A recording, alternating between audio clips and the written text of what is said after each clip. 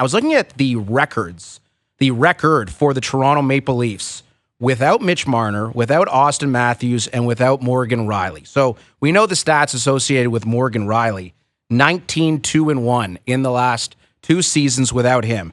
In his Maple Leafs tenure without Marner, the Leafs are 14-13-4 without him, and 35-19-2 without Auston Matthews, which speaks to me that, you're missing Mitch Marner. Obviously, it's a very costly endeavor. This guy's a very important member of the Toronto Maple Leafs. That goes without saying. But I did find it really interesting, the contrast between the Leafs record without Marner and the Leafs record without Matthews. For whatever reason, they do perform much better when Matthews is out of the lineup as opposed to Mitch Marner. Now, I'm not drawing any conclusions from that. It's just a very curious statistic that I struggled to explain. It is somewhat hard to explain. I guess it could be just coincidence. The one thing that I kind of look at when you see that stat is Marner affects so many different areas of the game. Like Matthews has been penalty killing this year, but prior to that, if you didn't have Marner in the lineup, you didn't have a guy who really possessed the puck at 5-on-5 and the guy who was always looking to set up Auston Matthews. Like, show me a good goal scorer, and I'll show you a guy who has a really good setup player. And Mitch Marner's that guy.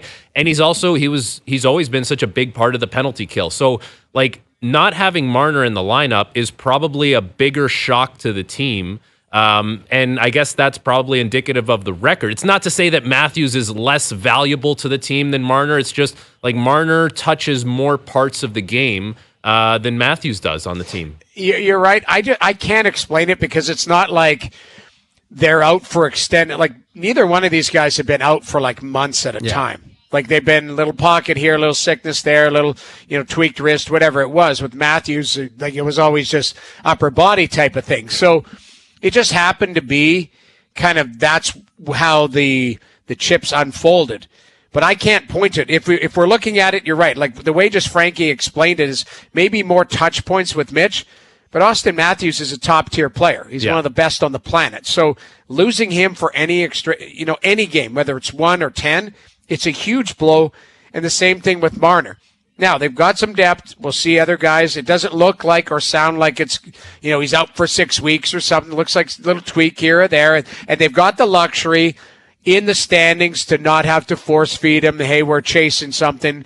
You are chasing Boston and Florida. But ultimately, those 2 losses to Boston last week kind of, it's an uphill climb now, right? Now, are you 8? Am I looking at that right, Joe? From the Rich? I think 9 points back. 9 points back. So, you can make sure that Marner's 100% for when it's critical and he can come back and play for you.